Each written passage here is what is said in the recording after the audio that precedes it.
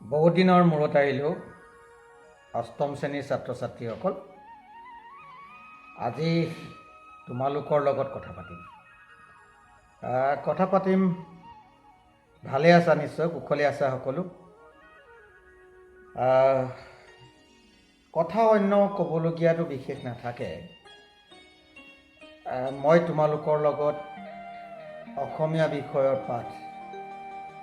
বিষয়টোৰ ওপৰত আলোচনা কৰি আছোঁ আৰু বিভিন্ন সময়ত ষষ্ঠ শ্ৰেণী, সপ্তম শ্ৰেণী, অষ্টম শ্ৰেণী এই আটাইকেইটা শ্ৰেণীতে মই অসমীয়া বিষয়টো আলোচনা কৰি আছোঁ। আৰু মই আজি পাঠ আৰম্ভ কৰাৰ আগতে পুনৰবাৰ কৈছোঁ যে তোমালোকে উচ্চ প্ৰাথমিক শ্ৰেণীৰ যিবিলাক ছাত্ৰ ছাত্ৰী আছা, শিৱসাগৰ জিলাৰ যিখিনি ছাত্ৰ ছাত্ৰী, তোমালোকে ই-প্ৰজ্ঞা নামৰ এটা ইউটিউব চেনেল আছে। আমাৰ জিলা প্ৰাথমিক শিক্ষা মহোদয়ে বিশেষভাৱে উদ্যোগ লৈ চেনেলটো আৰম্ভ কৰিছে।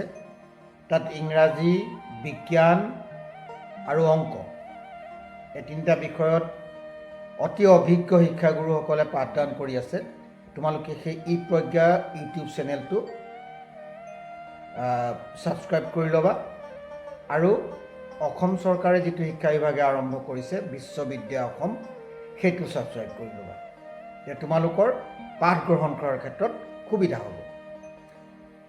যিয়ে নহওক, আচলতে আজি আমি প্ৰত্যেকেই যদি অসমৰ বুৰঞ্জীখন লুটিয়াই চাওঁ, তেতিয়া আমাৰ কেইগৰাকীমান নাৰী আমি সদায় উচ্চ স্থান দি আহিছোঁ। ইয়াৰ ভিতৰত মহাসতী জয়মতী, বীৰাংগনা মূলা গাভৰু, মুক্তিযুঁজাৰু কনকলতা বৰুৱা, ভোগেশ্বৰী ফুকননী, এই মহিলাসকলে নিজৰ দক্ষতা, নিজৰ দেশৰ প্ৰতি থকা শ্ৰদ্ধা, ইয়াৰ জৰিয়তে নিজক অমৰ কৰি থৈ গৈছে। সমান্তৰালভাৱে আমি যদি অন্যান্য ক্ষেত্ৰত এতিয়াও যদি চাওঁ, আমি মামণি ৰয়ছম গোস্বামী, নিৰ্মলপ্ৰভা বৰদলৈ, নলিনীবালা দেৱী, চন্দ্ৰপ্ৰভা শইকীয়ানী বা সংযুক্তা পৰাশৰ, এনেধৰণৰ মহিলাসকলৰ, তেখেতসকলৰ নিজ নিজ কৰ্মক্ষেত্ৰত যিখিনি দক্ষতা, তেখেতসকলে ইমান সুন্দৰকৈ নিজক পুৰুষৰ সমানে থিয় কৰিবলৈ সক্ষম হৈছে। আচলতে নাৰী আৰু পুৰুষৰ যিটো আগতে কিবা এটা আছিল যে পুৰুষ মহিলাসকলক আগস্থান দিয়া হোৱা নাছিল, কিন্তু এতিয়া নিজৰ কৰ্মদক্ষতাৰে মহিলাসকলে পুৰুষৰ লগত সমানেই খোজ পেলাবলৈ সক্ষম হৈছে। ভাৰতবৰ্ষত বহু এনে নাৰী আছে। মই যিসকল নাৰীক তোমালোকে সহজতে চিনি পাবা, তেখেতসকলৰ নাম মই তোমালোকক ক'লোঁ। এতিয়া তোমালোকে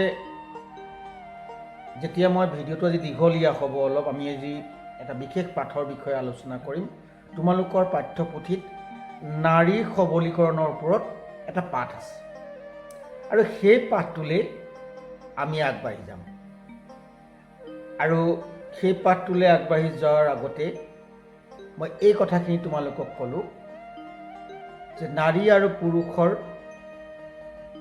মাজত যিটো এটা তাহানিৰ সমাজ ব্যৱস্থাই যিটো এটা বাধা আনি দিছিলে, যে নাৰীসকলক সামাজিকভাৱে অকণ সৰু বুলি বা তেওঁলোকে কাম কৰাৰ ক্ষেত্ৰত দুৰ্বল বুলি তেওঁলোকক ভবা হৈছিলে, কিন্তু সেয়া নাৰীসকলে নিজৰ কৰ্মদক্ষতাৰে সেয়া মিছা প্ৰমাণিত কৰিলে। কল্পনা চাওলা মহাকাশচাৰী ভাৰতবৰ্ষ, অৰুণিমা সিনহা এটা ভৰিৰে এভাৰেষ্ট শৃংগ বগাই আহিলে, কিৰণ বেদী IPS তিহাৰ জেলৰ জেইলাৰ আছিল। আচলতে নাৰীসকলৰ সম্পূৰ্ণৰূপে সকলো ক্ষেত্ৰতেই এতিয়া আৰ্মিত অৰ্থাৎ ভাৰতীয় সেনাবাহিনীত নাৰী আছে। অসম পুলিচত জানা তোমালোকে বীৰাংগনা নামৰ নাৰীৰ এটা বিশেষ কামাণ্ডো ফ'ৰ্চ আছে। ভাৰতৰ ৰাষ্ট্ৰপতিৰ পদ নাৰীয়ে অলংকৃত কৰিছে প্ৰতিভা সিং পাটিল। ভাৰতৰ প্ৰধানমন্ত্ৰীৰ আসন নাৰীয়ে অলংকৃত কৰিছে ইন্দিৰা গান্ধী। অসমৰ মুখ্যমন্ত্ৰীৰ আসন নাৰীয়ে অলংকৃত কৰিছে আনোৱাৰা টাইমুৰ। নাৰীয়ে সকলো ক্ষেত্ৰতে, সেয়া সমাজ নীতি, সমাজ জীৱন হওক, ৰাজনৈতিক হওক, বিজ্ঞান হওক, প্ৰশাসনিক দিশ হওক, আৰক্ষী হওক, এতিয়া মহিলা পাইলট আছে তোমালোকে জানা। সকলো ক্ষেত্ৰতে নাৰীয়ে কিন্তু এতিয়া পুৰুষৰ সমানে খোজ পেলাব পৰা হৈছে। এই কথাখিনি আজি আমি পাঠটোৰ জৰিয়তে আলোচনা কৰিম। মই পাঠটো তোমালোকৰ উলিয়াই লৈছোঁ। তোমালোকৰ পাঠটো আছিল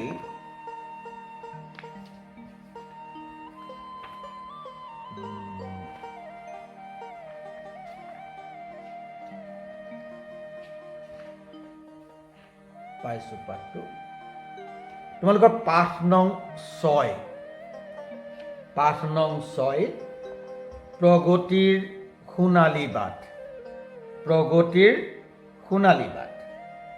এই পাঠটোত কেৱল নাৰীসকলৰ যিটো নাৰীসকলৰ দক্ষতা, নাৰীসকলৰ কৰ্মস্পৃহা, নাৰীসকলক লৈ চৰকাৰে কৰা আঁচনিসমূহ, নাৰীসকলক কেনেকৈ আগবঢ়াই লৈ যাব পৰা যায়, তাৰ ওপৰতে পাঠটো আমি আজি আলোচনা কৰিম। ঠিক আছে, মই পাঠটো এবাৰ পঢ়ি নিদিলে তোমালোকে পাঠটো আমি আলোচনা কৰাত অসুবিধা হ'ব। মই এবাৰ পাঠটো তোমালোকক পঢ়ি দিম। তোমালোকে সকলোৱে সম্পূৰ্ণকৈ ভিডিঅ'টো চাবা। ভিডিঅ'টোত মই প্ৰশ্ন উত্তৰখিনিও কৰি যাম আৰু এই পাঠটো তোমালোকে নিজৰ নিজৰ কিতাপ উলিয়াই পাঠটো উলিয়াই ল'ব পাৰা আৰু মই পাঠটো সম্পূৰ্ণৰূপে পঢ়িম। আৰম্ভ কৰিছোঁ। প্ৰগতিৰ সোণালী বাট। দেশ এখনক সামগ্ৰিকভাৱে উন্নতিৰ পথলৈ আগবঢ়াই নিয়াত নাৰী আৰু পুৰুষৰ অৱদান কোনেও নুই কৰিব নোৱাৰে। যিহেতু স্বাৱলম্বনী হৈছে প্ৰকৃত উন্নতিৰ মূল কথা, সেয়েহে দেশক উন্নতিৰ পথত আগুৱাই নিবলৈ প্ৰতিগৰাকী নাৰী বা পুৰুষ সকলো দিশতে স্বাৱলম্বী হোৱাটো প্ৰয়োজন। আজিৰ পৰিপ্ৰেক্ষিতত নাৰীয়ে কৰিব নোৱাৰা কাম নাই। নাৰীৰ কৰ্মদক্ষতাৰ বিষয়ে ইংগিত দিবলৈ পাঠটোত প্ৰয়াস কৰা হৈছে। হাইস্কুলৰ প্ৰকাণ্ড খেলপথাৰখন লোকে লোকাৰণ্য। চাৰিওফালে দলদুপ খেন্দুলদুপ। ল'ৰা ছোৱালী, ডেকা ডেকেৰী, বুঢ়া বুঢ়ীৰ এক অভূতপূৰ্ব সমাগম। মহিলাসকলেই সংখ্যাগৰিষ্ঠ। কাৰণ স্বাভাৱিক, অঞ্চলটোৰ মহিলাসকলে আত্মসহায়ক গোটৰ প্ৰদৰ্শনী এখন পাতিছে। গোটৰ সদস্যসকলৰ ব্যস্ততাৰ সীমা নাই। নিজৰ উৎপাদিত সামগ্ৰীৰে নিজ নিজ বিপণীসমূহ কেনেকৈ আকৰ্ষণীয় কৰি তুলিব তাৰে চিন্তাত তেওঁলোক মগ্ন। বিধে বিধে খাদ্য, লাড়ু, পিঠা, আচাৰ, পাপৰ, কাহুদি, খৰিচা, খাৰলি আদিৰ উপৰি হাতে সজা বেগ, পুতলা, মমবাতি, বাঁহ বেতৰ সামগ্ৰী, নিত্য ব্যৱহাৰ্য ভিন ভিন বস্তুৰে প্ৰদৰ্শনী ঠাহ খাই পৰিছে। এখন বিপণীত কেইগৰাকীমান মহিলাই এৰী সূতা কাটিছে। এচুকত মানুহৰ ভিৰ। তাত এৰী পলু পোহাৰ পদ্ধতি প্ৰদৰ্শন কৰা হৈছে। লগে লগে এগৰাকী মহিলাই সেই সম্পৰ্কে ব্যাখ্যাও কৰিছে। কাষতে তাঁতশালত আন এগৰাকীয়ে এৰী চাদৰত বাৰে বৰণীয়া সূতাৰে বুটা বাচিছে। কাম কৰি থকা মহিলাসকলৰ দেশত অফুৰন্ত শক্তি, উৎফুল্লিত মুখবোৰত আত্মবিশ্বাসৰ ভাৱ। অঞ্চলটোৰ মহিলাসকলে কম দিনৰ ভিতৰতে একো একোটা সৰু গোটত ভাগ হৈ ভালেমান ক্ষুদ্ৰ উদ্যোগ গঢ়ি তুলিছে। সেইবোৰেই আত্মসহায়ক গোট। স্থানীয় সহজলভ্য সম্পদবিলাকক লৈ এই গোটবোৰে অতি সহজ সৰল পদ্ধতিৰে নানা আকৰ্ষণীয় সামগ্ৰী উৎপাদন কৰে আৰু সুলভ মূল্যৰ বিনিময়ত গ্ৰাহকৰ চাহিদা পূৰ কৰে। এনেকৈ দুখীয়া পৰিয়ালৰ কিছু মহিলা আৰ্থিক দিশত টনকিয়াল হৈ স্বাৱলম্বী হোৱাৰ পথত আগবাঢ়িছে। দূৰ দূৰণিৰ পৰা আহি সমবেত হোৱা ক্ৰেতা আৰু দৰ্শক মণ্ডলী প্ৰদৰ্শনীৰ প্ৰশংসাত পঞ্চমুখ। তেওঁলোকো মহিলাসকলৰ সমানে উৎসাহী।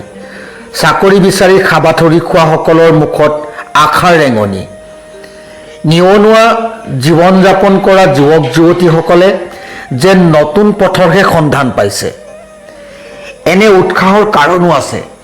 বুৰঞ্জীৰ পাত মেলিলেই প্ৰাচীন ভাৰতীয় সমাজত নাৰীৰ ক্ষমতা আৰু শক্তিৰ বহুতো নিদৰ্শন পোৱা যায়।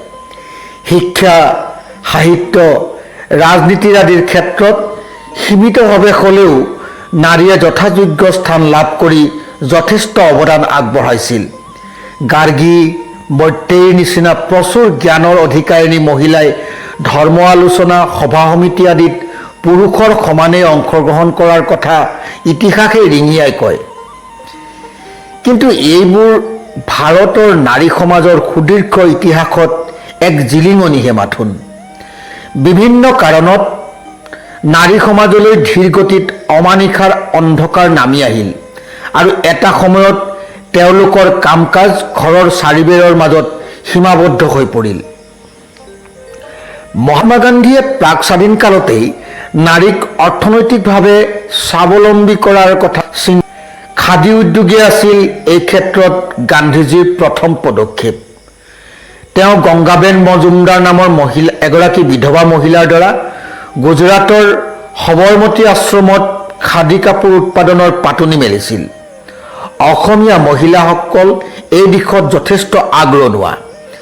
মহাত্মা গান্ধীয়ে এবাৰ অসমলৈ আহোঁতে অসমীয়া শিপিনীয়ে বোৱা কাপোৰ দেখি স্তম্ভিত হৈ মন্তব্য কৰিছিল, অসমীয়া শিপিনীয়ে কাপোৰত সপোন ৰচিব পাৰে। বৰ্তমান বয়ন শিল্পই কুটিৰ শিল্প হিচাপে সমগ্ৰ উত্তৰ পূৰ্বাঞ্চলত এক উল্লেখযোগ্য স্থান দখল কৰিছে। পূৰ্বতে মহিলাসকলে কেৱল পৰিয়ালৰ চাহিদা পূৰাবলৈ কাপোৰ বৈছিল। এতিয়া এই শিল্পই সমবায় ভিত্তিত আন্তৰ্জাতিক বজাৰো দখল কৰিছে। আধুনিক প্ৰযুক্তি কৌশল, উন্নত মানৰ যন্ত্ৰপাতি ব্যৱহাৰে অতি কম সময়ৰ ভিতৰতে অধিক উৎপাদন সম্ভৱ কৰি তুলিছে। আজিৰ মহিলাই মৰ্মে মৰ্মে উপলব্ধি কৰিছে যে কামৰ সৰু বৰ নাই। সকলো কামৰ একোটা গঠনাত্মক দিশ থাকে। জীৱন নিৰ্বাহৰ বাবে ধন ঘটিবলৈ যেনেকৈ যোগ্যতাৰ প্ৰয়োজন, তেনেকৈ প্ৰণালীবদ্ধভাৱে ৰন্ধা বঢ়া ইত্যাদি কৰিবলৈ দক্ষতাৰ আৱশ্যক। আজি একাংশ মহিলাই নিজকে বিভিন্ন ধৰণে অৰ্হতা সম্পন্ন কৰি তুলিবলৈ ঘৰৰ বাহিৰলৈ ওলাই আহিছে। আন একাংশই আকৌ ঘৰখনৰ সকলো কাম নিজ হাতে কৰি ধন ৰাহি কৰিছে। ইও এক প্ৰকাৰ স্বাৱলম্বনে। সৰোজিনী নাইডু, এনি বেচাণ্ট, কল্পনা চাওলা, পুনিতা অৰোৰা, কিৰণ বেদী, মেধা পাটেকাৰ আদিৰ দৰে মহিলাই নিজ নিজ কৰ্মক্ষেত্ৰত দক্ষতাৰে কাম কৰি দেশৰ প্ৰগতিত বৰঙণি যোগাইছে। নাৰীক স্বাৱলম্বী কৰি গঢ়ি তুলিবলৈ আৰু তেওঁলোকৰ অন্তৰৰ সুপ্ত প্ৰতিভা বিকশিত কৰিবলৈ নাৰীসকলক লাগিব সামাজিক স্বীকৃতি আৰু সকলোৰে সহযোগিতা। এই উদ্দেশ্যে 2001 চনটো আন্তৰ্জাতিক নাৰী সবলীকৰণ আৰু সমমৰ্যাদাৰ বৰ্ষ হিচাপে ঘোষণা কৰা হৈছিল। ভাৰত চৰকাৰেও নাৰী সবলীকৰণৰ বিভিন্ন আঁচনি হাতত লৈ নাৰীৰ হকে বিশেষভাৱে কাম কৰাৰ কিছুমান প্ৰতিষ্ঠান গঢ়ি তুলিছে।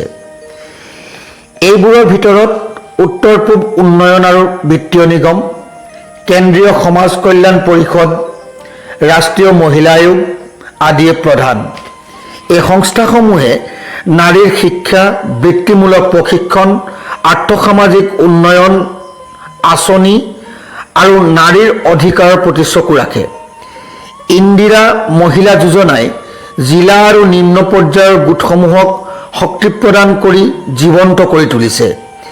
এই যোজনাই মহিলাসকলক চৰকাৰে আগবঢ়োৱা ঋণ আৰু অন্যান্য সা সুবিধাসমূহ গ্ৰহণ কৰি সেইবোৰৰ উপযুক্ত ব্যৱহাৰৰ বাবে পৰামৰ্শ আগবঢ়ায়। এনে সুবিধা গ্ৰহণ কৰি অসমৰ চুকে কোণে অনেক আত্মসহায়ক গোট গঢ়ি উঠিছে আৰু মহিলাসকলৰ মাজত স্বাৱলম্বনৰ এক অভূতপূৰ্ব জাগৰণৰ সৃষ্টি কৰিছে। চৰকাৰে আগবঢ়োৱা সা সুবিধা গ্ৰহণ কৰাৰ লগতে মহিলাসকলে মনস্তাত্ত্বিক বাধা আঁতৰাই নিজৰ যোগ্যতা সম্পৰ্কে আত্মসচেতন হোৱাটোৱেই তেওঁলোকৰ প্ৰাথমিক কৰ্তব্য। পাঠটো তোমালোকে শুনিলা। এতিয়া পাঠটোৰ আমি কি আছে, পাঠটোত কি সুধিছে? প্ৰথমতে আমি পাঠটোত কি পালোঁ?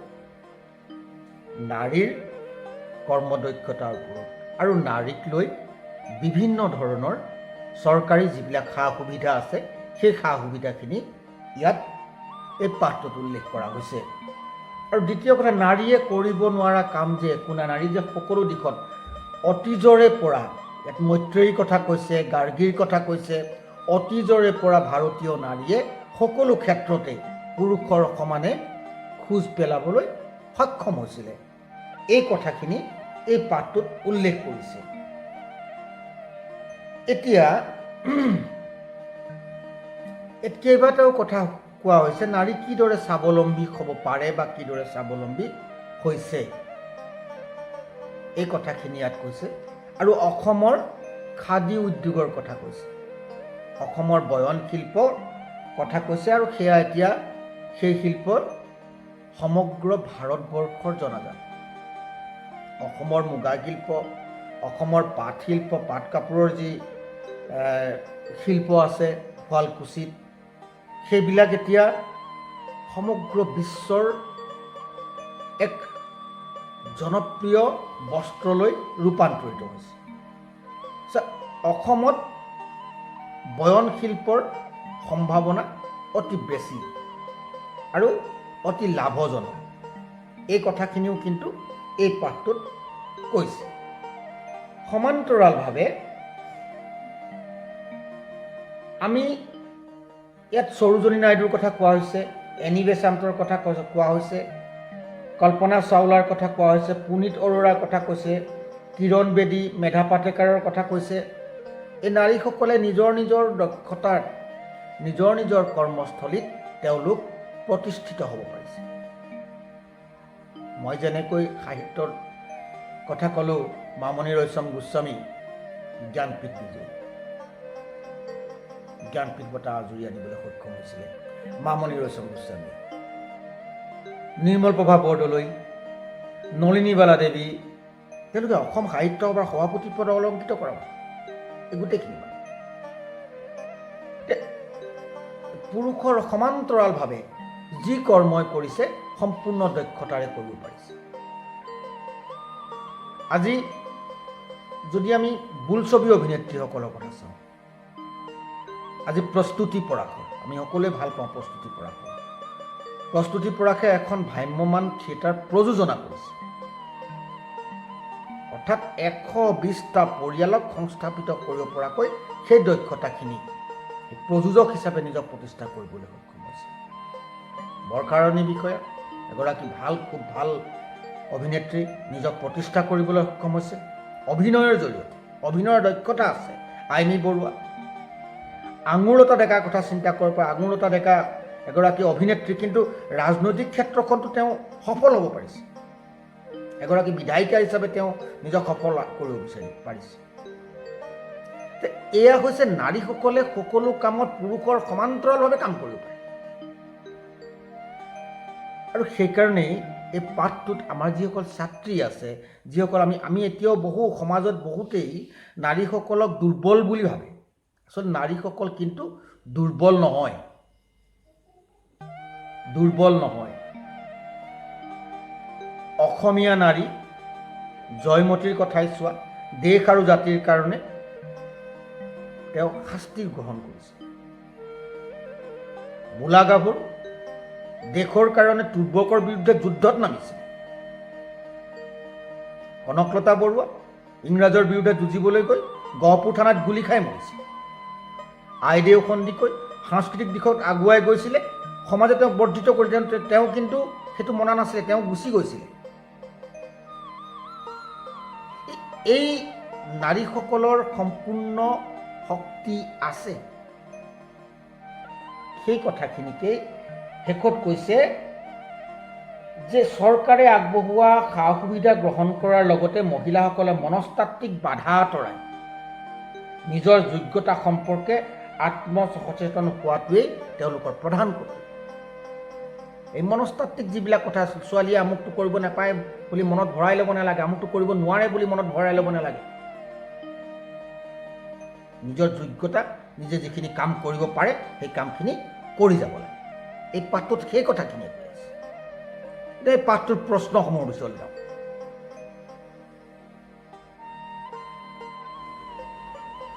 আমি যদি সাংস্কৃতিক ক্ষেত্ৰখনলৈ চাওঁ তেতিয়াহ'লে আমি এসময়ৰ জনপ্ৰিয় অভিনেত্ৰী, এতিয়াও জনপ্ৰিয় মৃদুলা বৰুৱা অকল অভিনয় নহয়, সমান্তৰালভাৱে এতিয়া এখন আলোচনী তেওঁ সম্পাদনা কৰিছে। অৰ্থাৎ অভিনয়ৰ লগতে তেখেতে সাহিত্য কৰ্মতো নিজক ব্ৰতী কৰিব পৰাকৈ তেওঁ দক্ষ। আমি খেললৈ যাওঁ, হিমা দাস, ধিং এক্সপ্ৰেছ, হিমা দাসে এইবাৰ খেল ৰত্নৰ কাৰণে নাম মনোনীত হৈছে। বিশ্ব জয় কৰিছে নিজৰ ক্ৰীড়া প্ৰতিভাৰ জৰিয়তে, ভাৰতক বিশ্বত চিনাকি কৰিছে, অসমক বিশ্বত চিনাকি কৰিছে। ধিং এক্সপ্ৰেছ, হিমা দাস। বোলছবি জগতৰ নতুন প্ৰজন্মৰ মাজলৈ যাওঁ, Rima Das, bless rock star নামৰ এখন ছবিৰে সমগ্ৰ বিশ্ব জয় কৰিবলৈ গৈছিল। অস্কাৰৰ কাৰণে মনোনীত হৈছে অসমীয়া ছবি। ৰীমা দাস এগৰাকী অতি দক্ষ এগৰাকী বোলছবি নিৰ্মাতা, পৰিচালিকা। মেৰী কম, দুটি সন্তানৰ মাতৃ, বিশ্বৰ শ্ৰেষ্ঠতম এগৰাকী বক্সাৰ, অলিম্পিক জয় কৰিছে, ভাৰতবৰ্ষক প্ৰতিনিধিত্ব কৰিছে, উত্তৰ পূৰ্বাঞ্চলৰ গৌৰৱ কঢ়িয়াই আনিছে। ক্ৰীড়া প্ৰতিভাৰ ক্ষেত্ৰত আমি পি.টি. ঊষাৰ নাম ল'ব পাৰোঁ, দৌৰ ৰাণী বুলি যাক কোৱা হয়।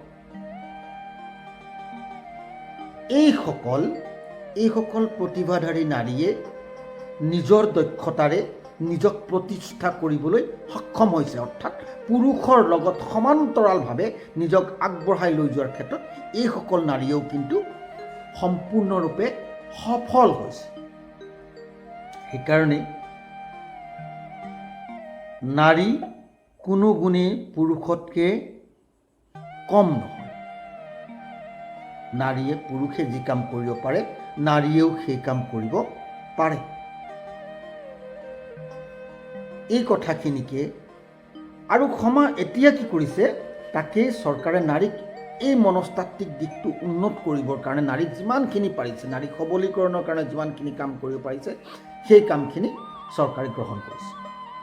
আগৰ সেই মানধাতা যুগৰ, পুৰণা যুগৰ সেই সামাজিক যিবিলাক এলান্ধুকলীয়া যিবিলাক নীতি নিয়ম আছিলে সেইবিলাক এতিয়া নাই। এতিয়া নাৰী আৰু পুৰুষ সমানভাৱে আগবাঢ়ি গৈছে আৰু নাৰীয়ে এতিয়া সকলো কাম কৰিব পৰা হৈছে। সকলো কামত নাৰীয়ে পূৰ্ণ দক্ষতা প্ৰদৰ্শন কৰিবলৈ সক্ষম হৈছে।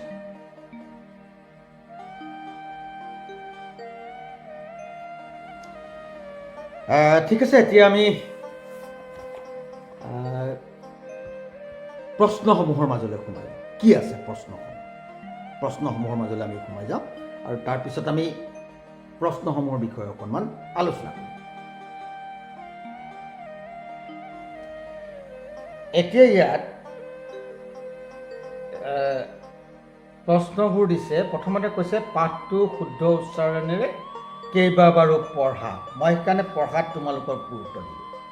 মই যে পঢ়াৰ কথা ক'লোঁ সেইটো কাৰণে ক'লোঁ, গম পালা? পঢ়াটো শুদ্ধ হ'ব লাগে। মই আগতেও তোমালোকক কৈ আহিছোঁ যে পঢ়াটো কিন্তু শুদ্ধ হ'ব লাগে। এতিয়া হাইস্কুলৰ প্ৰকাণ্ড খেলপথাৰখন লোকাৰণ্য হোৱাৰ কাৰণ কি? কি কাৰণ? তাত কি কৰিছিলে, এখন প্ৰদৰ্শনী পাতিছিলে। কোনে পাতিছিলে? যে অঞ্চলটোৰ মহিলাসকলে আত্মসহায়ক গোটৰ এখন প্ৰদৰ্শনী পাতিছিলে। হাইস্কুলৰ প্ৰকাণ্ড খেলপথাৰখন লোকাৰণ্য হোৱাৰ কাৰণ হ'ল স্থানীয় মহিলাসকলে আত্মসহায়ক গোটৰ এখন প্ৰদৰ্শনী পাতিছিলে আৰু সেইখন চাবলৈ তাত লোকাৰণ্য হৈছিলে। প্ৰদৰ্শনীখন কোনে পাতিছিলে? স্থানীয় মহিলাসকলে পাতিছিলে, আত্মসহায়ক গোটৰ মানুহে ভিৰ কৰা বিপণীখনত কি প্ৰদৰ্শন কৰা হৈছিলে? এৰী সূতা, হয়নে? মহিলা এগৰাকী তাত এৰী সূতা কাটি আছিলে আৰু তাতেই এৰী পলু পোহাৰ পদ্ধতি প্ৰদৰ্শন কৰিছিলে।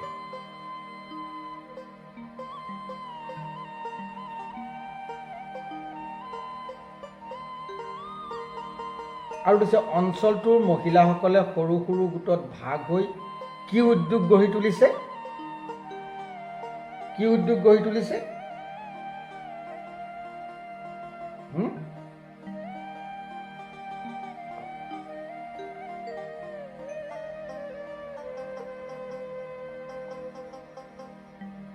প্ৰথমতে সৰু সৰু তেওঁলোকে আত্মসহায়ক গোট একোটা গঢ়ি তুলিছে। এই গোটবোৰ অতি সহজ সৰল পদ্ধতিৰে নানা আকৰ্ষণীয় সামগ্ৰী উৎপাদন কৰে আৰু সুলভ মূল্যৰ বিনিময়ত গ্ৰাহকৰ চাহিদা পূৰ কৰে। প্ৰশ্নটো দিছে সৰু সৰু গোট হৈ গোটত ভাগ হৈ কি উদ্যোগ গঢ়ি তুলিছে? আচলতে কি উদ্যোগ নহয়, কি গঢ়ি তুলিছে? সৰু সৰু ভাগ হৈ তেওঁলোকে আত্মসহায়ক গোট গঢ়ি তুলিছে। এতিয়া স্বাৱলম্বনৰ কাৰণে গঠন কৰা গোটবোৰক কি বুলি জনা যায়? স্বাৱলম্বনৰ কাৰণে গঠন কৰা গোটবোৰক আত্মসহায়ক গোট বুলি জনা যায়। এই গোটবোৰে উৎপাদন কৰা সামগ্ৰীসমূহ কি কৰা হয়? এই গোটবোৰে উৎপাদন কৰা সামগ্ৰীসমূহ সুলভ মূল্যৰ বিনিময়ত গ্ৰাহকক বিক্ৰী কৰি চাহিদা পূৰ কৰে। তাৰপিছত কি দিছে? 2001 চনটো কি বৰ্ষ হিচাপে ঘোষণা কৰা হৈছে? 2001 চনটো আন্তৰ্জাতিক নাৰী সবলীকৰণ আৰু সমমৰ্যাদাৰ বৰ্ষ হিচাপে ঘোষণা কৰা হৈছিল।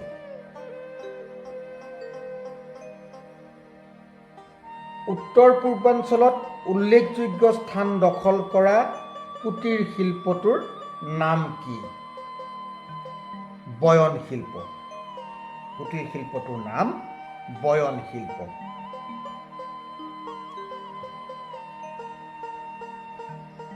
প্ৰাক স্বাধীন কালতেই নাৰীক অৰ্থনৈতিকভাৱে স্বাৱলম্বী কৰাৰ বাবে কোনে চিন্তা কৰিছিল? উত্তৰটো হ'ব মহাত্মা গান্ধী। হৈছে। এতিয়া সুধিছে আত্মসহায়ক গোটবোৰে দুখীয়া পৰিয়ালৰ মহিলাসকলক কেনেকৈ সহায় কৰে? ইয়াত সুন্দৰকৈ দিছে কথাষাৰ যে আত্মসহায়ক গোটে কি কৰে? স্থানীয় সহজলভ্য সম্পদবিলাকক লৈ এই গোটবোৰে অতি সহজ সৰল পদ্ধতিৰে নানা আকৰ্ষণীয় সামগ্ৰী উৎপাদন কৰে আৰু সুলভ মূল্যৰ বিনিময়ত গ্ৰাহকৰ চাহিদা পূৰ কৰে। এনেকৈ দুখীয়া পৰিয়ালৰ কিছু মহিলা আৰ্থিক দিশত টনকিয়াল হৈ স্বাৱলম্বী হোৱাৰ পথত আগবাঢ়িছে। অৰ্থাৎ তেওঁলোকে কি কৰে? সহজ সৰল পদ্ধতিৰে নানা আকৰ্ষণীয় সামগ্ৰী উৎপাদন কৰে আৰু সেইবোৰ বিক্ৰী কৰি দুখীয়া মহিলাসকল স্বাৱলম্বী হ'ব পাৰে আত্মসহায়ক গোটৰ জৰিয়তে।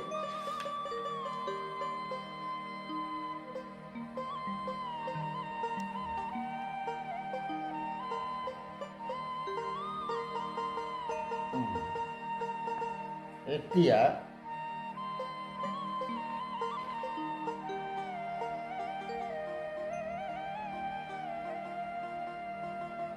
ইয়াত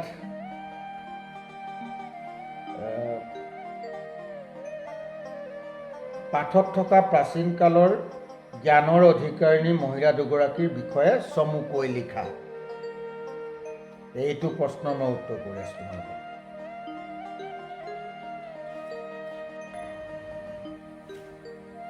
এতিয়া আমাৰ দুগৰাকী প্ৰাচীন ভাৰতীয় নাৰীৰ কথা কোৱা হৈছে ইয়াত। এগৰাকী কোৱা হৈছে গাৰ্গী আৰু আনগৰাকী কোৱা হৈছে মৈত্ৰেয়ী। গাৰ্গী আছিলে বৈদিক যুগৰ এগৰাকী বিদুষী নাৰী, এগৰাকী দাৰ্শনিক আছিলে তেওঁ, আৰু বৈদিক সাহিত্যত তেওঁৰ বিশেষ দখল আছিলে। তেওঁ বেদৰ ব্যাখ্যা কৰিব পাৰিছিলে আৰু তেওঁ ব্ৰহ্মবিদ্যা জ্ঞানৰ অধিকাৰিণী আছিলে, সেইকাৰণে তেখেতক ব্ৰহ্মবাদিনী নামে জনা যায়। তেওঁৰ গৰ্গ ঋষি বংশোদ্ভৱ আছিলে। গৰ্গ ঋষিৰ বংশোদ্ভৱ হোৱাৰ কাৰণে আৰু তেওঁ অশ্বক্নুৰ জীয়েক আছিলে গাৰ্গী, আৰু গৰ্গ ঋষিৰ বংশোদ্ভৱ কাৰণে তেখেতক গাৰ্গী নামে বেছি জনাজাত হৈছিলে। সেয়া হৈছে গাৰ্গীৰ বিষয়ে আমি জানিবলগীয়া বিষয়, যে তেওঁ বিশেষকৈ বৈদিক জ্ঞানখিনি তেওঁ খুব আছে। তেওঁ দাৰ্শনিক আছিলে এগৰাকী বৈদিক যুগৰ। আৰু মৈত্ৰেয়ী হ'ল উত্তৰ বৈদিক যুগৰ এগৰাকী দাৰ্শনিক মহিলা আছিলে। আৰু তেওঁৰ বিষয়ে দুটা ভাগত দুটা কথা জনা যায়।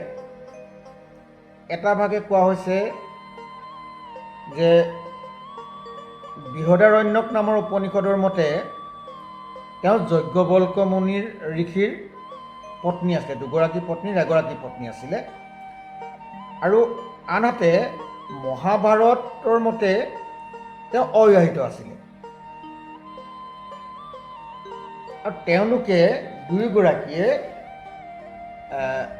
আত্মা সম্পৰ্কীয় ধাৰণা, আত্মা আৰু ব্ৰহ্ম সম্পৰ্কীয় ধাৰণাৰ ওপৰত পুৰুষৰ সমানেই ধৰ্মালোচনা বা বিতৰ্কত যোগদান কৰিব পাৰিছিলে। দুয়োগৰাকী সেই সময়ৰ শিক্ষিত মহিলা শ্ৰেণীক দুয়োগৰাকীয়ে প্ৰতিনিধিত্ব কৰিছে।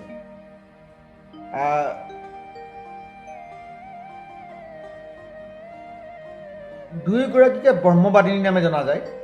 গাৰ্গীকো কোৱা হয়, মৈত্ৰেয়ীকো কোৱা হয়। আৰু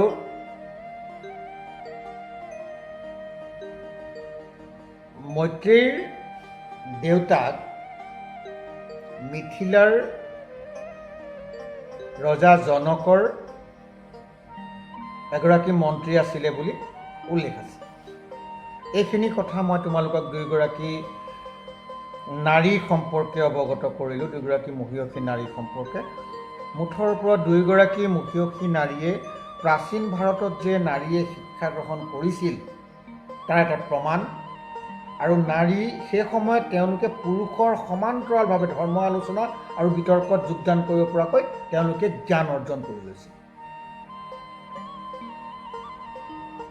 ঠিক আছে, এই দুটা কথা মই তোমালোকক জনালোঁ। এতিয়া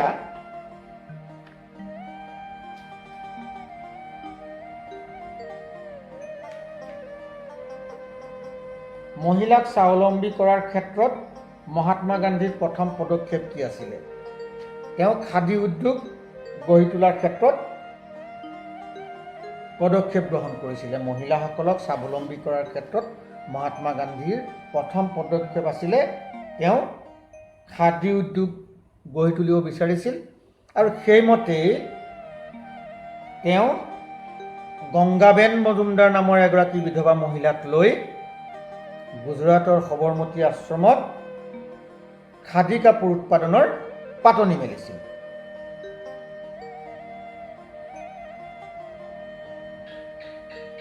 আকৌ সুধিছে মহাত্মা গান্ধীয়ে কাৰ কাৰ সহায়ত সবৰমতী আশ্ৰমত উৎপাদনৰ পাতনি মেলিছিল?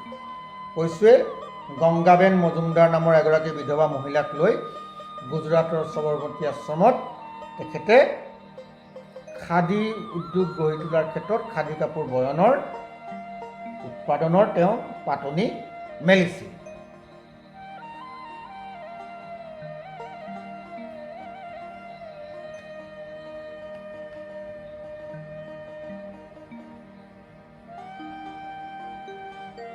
নাৰী সবলীকৰণ বিভিন্ন আঁচনিসমূহৰ নাম লিখা, তাৰে এখন আঁচনিৰ বিষয়ে বহলাই লিখা।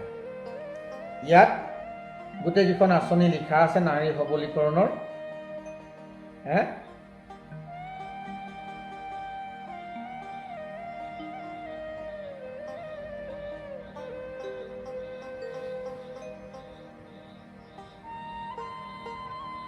ইয়াত দিছে যে ভাৰত চৰকাৰে নাৰী সবলীকৰণৰ বিভিন্ন আঁচনি হাতত লৈ নাৰীৰ হকে বিশেষভাৱে কাম কৰাৰ কিছুমান প্ৰতিষ্ঠান গঢ়ি তুলিছিল। সেইবোৰৰ ভিতৰত আছিলে উত্তৰ পূব উন্নয়ন আৰু বিত্তীয় নিগম, কেন্দ্ৰীয় সমাজ কল্যাণ পৰিষদ, ৰাষ্ট্ৰীয় মহিলা আয়োগ। আৰু এই সংস্থাসমূহে কোনবিলাক কাম কৰিছিলে? নাৰীৰ শিক্ষা, বৃত্তিমূলক প্ৰশিক্ষণ, আৰ্থসামাজিক উন্নয়নৰ আঁচনি আৰু নাৰীৰ অধিকাৰৰ ওপৰত তেওঁলোকে চকু ৰাখিছিলে।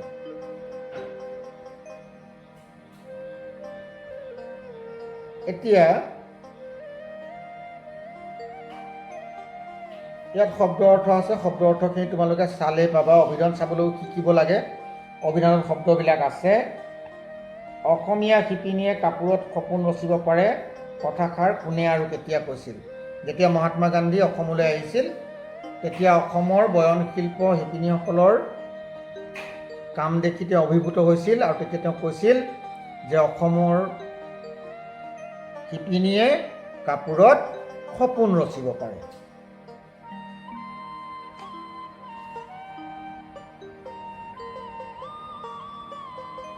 আত্মসহায়ক গোট আৰু ইয়াৰ কাম কাজ, নাৰী সবলীকৰণৰ বিভিন্ন আঁচনিসমূহ আৰু কাম, কি কাম কৰি মহিলাসকল স্বাৱলম্বী হ'ব পাৰে।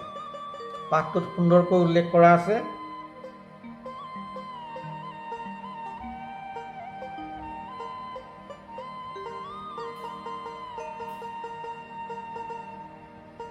তলৰ বিপৰীত শব্দ অৰ্থ বুজোৱা শব্দৰ পাঠটোৰ পৰা বাছি উলিয়াই লিখা। কঠিন, নবীন, পৰনিৰ্ভৰশীল, দুৰ্লভ, খৰগতি, পূৰ্ণিমা, অনধিকাৰ, নিন্দা, অনাৱশ্যক, জাগ্ৰত, ধ্বংস, অসম্ভৱ। বিপৰীত শব্দবিলাক লিখিবলৈ কৈছে। বিপৰীত শব্দ সম্পৰ্কে ইতিমধ্যে মই এটা পাঠ তোমালোকক দি গৈছোঁ।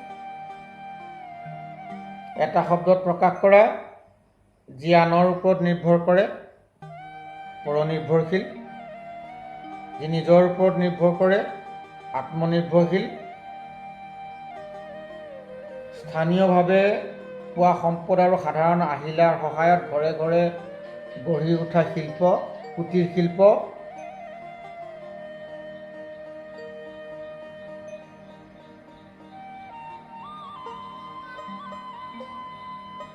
যি আনক হিংসা নকৰে,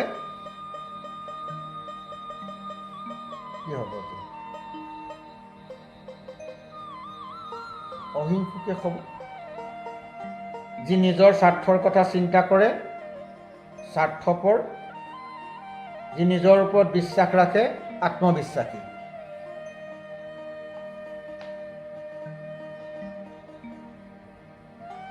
সন্ধি কথা দিছে। সন্ধি সহযোগধীন, স্বাধীন, উদ্যোগনতি, উন্নতি, উদ্যোগমত্ত, উন্মত্ত, সংযোগকৃত, সংস্কৃত, জীৱযুগন্ত, জীৱন্ত, স্বযুগ অৱলম্বন, স্বাৱলম্বন, উদ্যোগঘাতন, উদ্ঘাটন, উদ্যোগচাৰণ, উচ্চাৰণ, পৰযুগ অধীন, পৰাধীন, উদ্যোগ নয়ন, উন্নয়ন, সমযুগ গীত, সংগীত, মহাযুগ আত্মা, মহাত্মা, যথাযুগ ইষ্ট, যথেষ্ট, অতিযুগ ঈদ, অতীত, যথাযুগ উচিত, যথোচিত, বিদ্যাযুগ উৎসাহী, বিদ্যুৎসাহী। এইখিনি তোমালোকে আলোচনা কৰিলে গোটেই কথাখিনি ইয়াত সুন্দৰকৈ পাবা। আৰু এই পাঠটোত বিশেষকৈ নাৰীসকলৰ ওপৰত বেছি গুৰুত্ব প্ৰদান কৰা হৈছে, মই আগেই কৈছোঁ। আৰু ইয়াত আত্মসহায়ক গোট, উত্তৰ পূব উন্নয়ন নিগম এইখিনি কথা লিখা আছে, সেইখিনি পঢ়িবা। ব্যাকৰণৰ কেইবাটাও কথা ইয়াত উল্লেখ আছে। ব্যাকৰণৰ মই বেলেগে পাঠ তোমালোকক এটা দিম ব্যাকৰণৰ, আৰু তাত ব্যাকৰণৰ কথাখিনি সন্ধি, লিংগ এই কথাবিলাক মই বেলেগে জনাম, বেলেগ এটা পাঠত, বেলেগ এটা ভিডিঅ' কৰিম মই তাৰ ওপৰত। এই পাঠটো মই ইমানতে সামৰিছোঁ তোমালোকৰ। এতিয়া কথাটো হ'ল তোমালোকে কিতাপ পঢ়িব লাগিব, কিতাপ পঢ়িব লাগিব, কিতাপখন পঢ়িব লাগিব, কেইবাবাৰো পাঠটো পঢ়িব লাগিব। পঢ়াৰ পিছত তোমালোকে এই গোটেই কথাখিনি ভালকৈ বুজি পাবা। আৰু মই গাৰ্গী আৰু মৈত্ৰেয়ীৰ বিষয়ে যেনেকৈ ক'লোঁ, এই কথাখিনি তোমালোকে শিক্ষাগুৰুক সুধিবা, শিক্ষাগুৰুৱে ধুনীয়াকৈ তোমালোকে কথাখিনি ভালকৈ উলিয়াই দিব দুয়োগৰাকীৰ বিষয়ে, গাৰ্গী আৰু মৈত্ৰেয়ী। অসমৰ আন আন মহিলাসকল বা ভাৰতবৰ্ষৰ আন আন মহিলাসকলৰ বিষয়েও তোমালোকে অধ্যয়ন কৰিবা, যে মহিলাসকল নিজৰ কৰ্মদক্ষতাৰে কিমানখিনি আগবাঢ়ি গৈছে আৰু কেনেকৈ আত্মপ্ৰতিষ্ঠা লাভ কৰিছে। এইখিনি কথা এই পাঠটোত আছে। যিহেতু বহুতেই নাৰীসকলক বা মহিলাসকলক পুৰুষতকৈ দুৰ্বল বুলি ভাবে, সেইকাৰণে গাৰ্গী মৈত্ৰেয়ীৰ পৰা টানি অনা হৈছে। গাৰ্গী মৈত্ৰেয়ীয়েও পুৰুষৰ লগত সমানেই যুক্তিতৰ্ক কৰিব পাৰিছিল, ধৰ্ম আলোচনা সভাত অংশ ল'ব পাৰিছিল। তেতিয়াৰ পৰাই, বৈদিক যুগৰ পৰাই ভাৰতবৰ্ষত নাৰীয়ে পুৰুষৰ সমানে সমানে কাম কৰি আহিছে। আজি সংযুক্তা পৰাশৰৰ কথা মই কিয় ক'লোঁ? সংযুক্তা পৰাশৰে সম্পূৰ্ণ এজন পুৰুষে কৰিব পৰা সম্পূৰ্ণ কামেই কৰিছে। এগৰাকী কিৰণ বেদী পুৰুষে কৰিব পৰা সমান কামেই কৰিছে। মেধা পাটেকাৰ, প্ৰতিভা সিং পাটিল, ইন্দিৰা গান্ধী, ভাৰতবৰ্ষৰ সৰ্বোচ্চ আসনসমূহত তেখেতসকলে বহি বহিছে। কল্পনা চাওলা,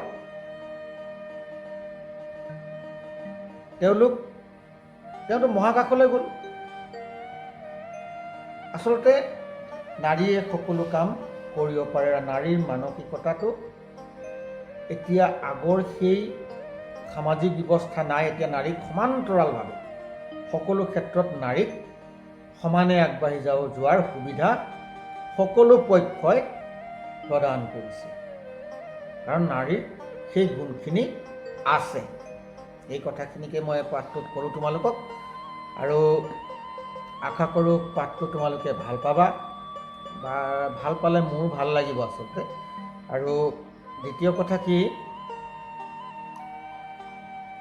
তোমালোকে PNB চাবা, ছাবস্ক্ৰাইব কৰিবা, আৰু কিনাৰত থকা বেল আইকনটো দবাই দিবা। মই আকৌ যি পাঠ দিম তোমালোকৰ লগে লগে তোমালোকে পাবা। সেইকাৰণেই আৰু মোৰ শিক্ষাগুৰুসকল, মই যিমানখিনি পাৰিছোঁ পাঠটোৰ ভিতৰলৈ সোমাবলৈ চেষ্টা কৰিছোঁ। প্ৰশ্ন উত্তৰবিলাক নিশ্চয় আপোনালোকে ছাত্ৰ ছাত্ৰীক কৰাব, মই সেইকাৰণে প্ৰশ্ন উত্তৰলৈ সিমানখিনি যোৱা নাই।